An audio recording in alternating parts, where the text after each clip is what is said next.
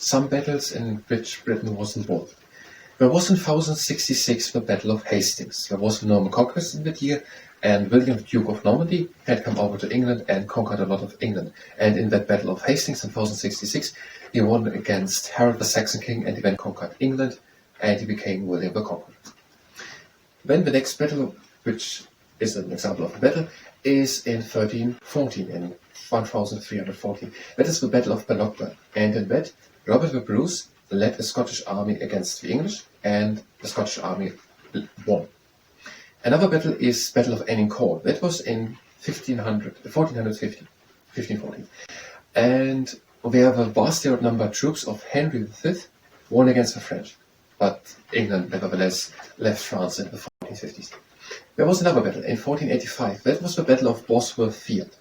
It was the decision-making battle of the Wars of the Roses. The Wars of the Roses were from 1455 until that battle, 1485, Battle of Bosworth Field. And in that battle, the leader of the House of York, they had the White Rose. King Richard III died, and the winner was the House of Lancaster with the Red Rose. And Henry Tudor, the leader of the House of Lancaster with the Red Rose, won, and he married then after that battle the niece of King Richard III. She was also of the House of Lancaster, of the House of York, and now the two houses were combined. That is the Battle of Bosworth Field in 1485. Another important battle was the Battle of the Spanish Armada in 1588.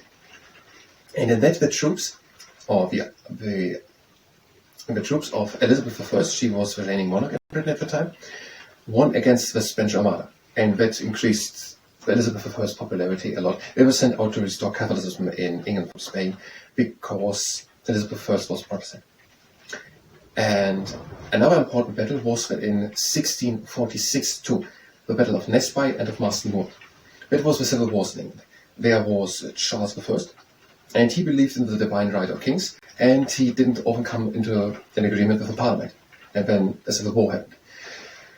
And it was when the king, supported by the Cavaliers, against the Parliament, the Roundheads. And in the battles of Nesby and Marston Moor, 1646, the King Charles I was defeated, and 3 years later, then in 1649, because he still wasn't willing to come to an agreement, he was then executed.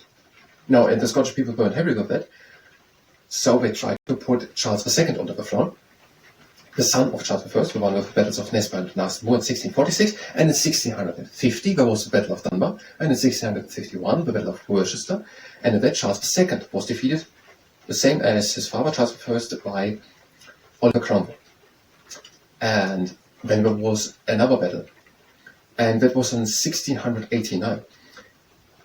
Now, Charles II then came back to reign after the Restoration. He was defeated in the battles of Worcester and Dunbar. He fled to Europe, but he came back in the Restoration. He became king, and then one day he died, and his brother James II got to be king, but he was a Catholic. Charles II was not a Catholic. He was a Protestant. So now there was a Catholic on the throne, James II, and the people didn't like that. And the Glorious Revolution happened, and William came onto the throne. William and Mary were then reigning, and James II fled. Now James II wasn't so happy about that, and he had support in Scotland. And in 1689 there was the Battle of Killiecrankie, and there were the Scottish people who were supporting James back onto the throne.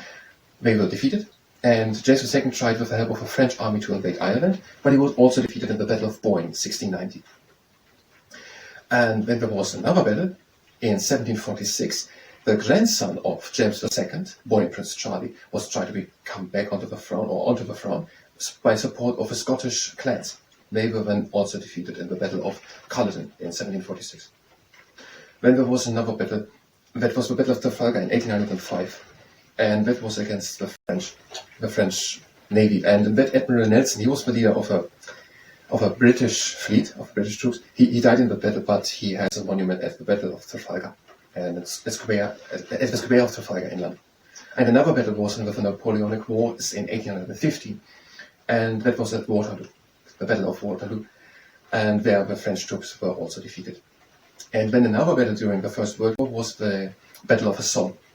And on one attack on the morning in July 1916, 60,000 British troops were casualties just on one day in the Battle of Somme in the First World War. And in the Second World War, there was the Battle of Britain in the summer 1940. The German airplanes were attacking Britain and making the Blitz and dropping bombs and all. And the Royal Air Force with the Spitfires and Hurricanes was successfully defeating Britain.